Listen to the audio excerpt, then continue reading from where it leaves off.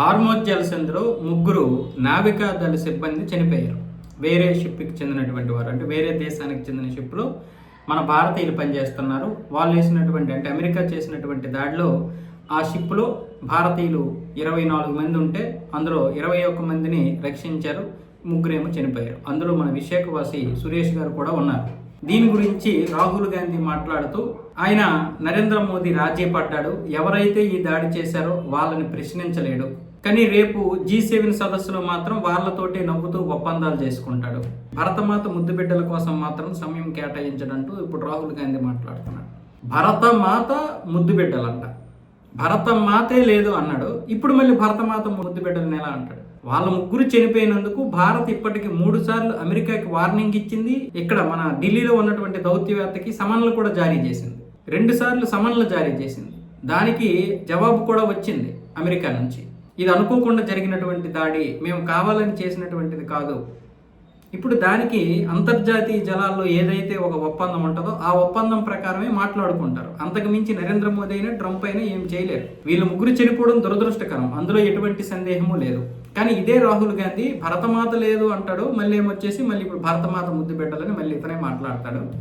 2012లో వీళ్ళు అధికారంలో ఉన్నప్పుడు కేరళ తీరంలో మత్స్యకారు బోట్ల మీద 2 ఇటాలియన్లు సరదాగా కాల్పులు జరిపి 2 మరణానికి కారణమైతే ఇదే రాహుల్ గాంధీ బెయిల్ ఇచ్చి ఇటాలియన్ పంపించాడు. ఎందుకంటే వీళ్ళది ఇటలీ కాబట్టి. మరి ఆ రోజు చనిపోయింది మన భరతమాత ముద్దు బిడ్డలు కదా, పైగా నువ్వే బెయిల్ ఇప్పించి వాళ్ళని పంపించేశావు. అంటే మీ హయాంలో చనిపోతే ఒకటి, ఇతరుల హయాంలో చనిపోతే ఇంకోటి. నువ్వు ప్రశ్నించు, కానీ దేశాన్ని తాకట్టు పెట్టే మాటలు మాట్లాడు. నీ సొంతంగా ప్రశ్నించు, ఎవడో ఏదో చెప్పితే మాత్రం చేయకు.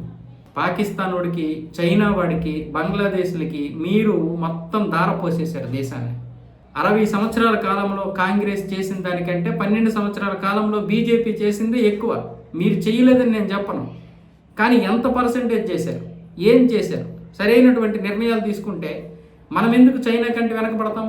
మనకంటే వెనక స్వతంత్రం పొందినటువంటి చైనా కంటే మనం ఎందుకు వెనకబడిపోయాం? 1988, 86 చైనాలో తినడానికి తిండి లేదు, ఆకలి, జనాభా. ఆ సమయంలో వాళ్ళకంటే మనం మెరుగ్గానే ఉన్నాం. ఆ తర్వాత జరిగిన పరిణామాలతోటే చైనా ఈ 35 సంవత్సరాల కాలంలోనే చైనా ఇంత అభివృద్ధి చెందింది. 1990 నుంచి 95 వరకు ఒక సెగ్మెంట్, 95 నుంచి 2007 వరకు ఒక సెగ్మెంట్, 2007 నుంచి 2015 వరకు ఒక పీరియడ్, 2015 నుంచి ఇప్పుడు ఈ 10 సంవత్సరాల కాలంలో ఒక పీరియడ్తో చైనా ఈ 4 పీరియడ్లో అత్యధికంగా డెవలప్ అయింది. ముఖ్యంగా 2007 తర్వాత ఇప్పుడు మనం చూసిన చైనా అంతా కూడా 1990 నుంచి అభివృద్ధికి అప్పుడు అడుగులు పడ్డాయి. 2007 వచ్చే నాటికి ఆ అడుగులకి ఒక రూపం వచ్చింది. 2007 నుంచి 2015 వరకు వాళ్ళు మంచిగా అభివృద్ధి చెందడానికి అన్ని వనరులు సమకూర్చుకొని 2015 నుంచి 2025 వరకు దాని మీద బేస్మెంట్ వేసుకొని దాని మీద నిర్మించుకున్నారు. అదే అభివృద్ధి. అంటే ఈ 35 సంవత్సరాల కాలంలోనే అభివృద్ధి చెందింది. మరి మీరెందుకు నిర్ణయాలు తీసుకోలేకపోయారు? మన దగ్గర ఏం తక్కువ? జనాభా తక్కువ, సరే వాళ్ళకంటే మనకి భూభాగం తక్కువ, వాళ్ళకంటే మనకి వనరులు తక్కువ, కానీ మనకున్న వనరులు తక్కువేమీ కాదు. కానీ మన జీడిపి ఈరోజు $10 ట్రిలియన్ దాటాలి. మీరేం దీని గురించి పట్టించుకోలేదు? పెర్ క్యాపిటా పెరగాలని ఎందుకు పట్టించుకోలేదు? ప్రధానమంత్రులందరూ మీరే కదా. రాహుల్ గాంధీకి దేశం మీద ఎంత అవగాహన లేదో నాలాంటి కూడా తెలుసు. మీకు తెలుసో లేదో చాలా మందికి తెలిసి ఉంటుంది. 2012లో మత్స్యకారులు చంపేలేదా? ఆ రోజు కేరళ మత్స్యకారుల్ని 2 చంపేలేదా? ఎందుకురా చంపారంటే సరదాగా ఫైరింగ్ చేశారంట వాళ్ళు, ఇటలీ వాళ్ళు. సరదాగా ఫైరింగ్ చేస్తే చంపేసినటువంటి వారికి బెయిల్ ఇచ్చింది నువ్వు కాదు. ఆ రోజు చనిపోయింది మన భారత జాతి ముద్దు బిడ్డలు కాదు. ఇతను అన్నాడు ఇంతకుముందు, భారత జాతి భరతమాత భరతమాత అంటారు, భరతమాత ఏమైనా ఇదే? భరతమాత ఎక్కడుంది చెప్పండి అని. భరతమాత ఎక్కడుందని ఈ వ్యక్తి మళ్ళీ ఇప్పుడు భరతమాత ముద్దు బిడ్డలు ఎందుకు అనాలి? అలాగే విమర్శిస్తావా నువ్వు?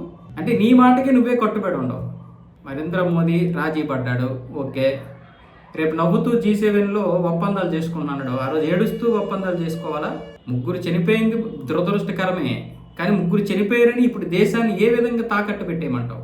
నువ్వు చెప్పు. మీ హయాంలో ఎంతమంది చనిపోయారు? అంటే మీ హయాంలో చనిపోయారు కాబట్టి ఇప్పుడు చనిపోవడం కరెక్ట్ అని నేను చెప్పడం లేదు, కానీ ప్రశ్నించడం చేత కాదు, ఎదిరించడం చేత కాదు.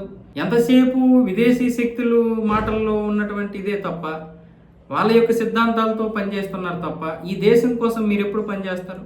మీరు ఇలా పనిచేయబట్టి బీజేపీ అప్రతిహాసంగా గెలుపొందుతుంది. అది మంచి విషయమే ఒక విధంగా. నీలాంటి వ్యక్తి ఉండబట్టే ఇప్పుడు మాకు ఒక విధంగా మంచి జరుగుతుంది.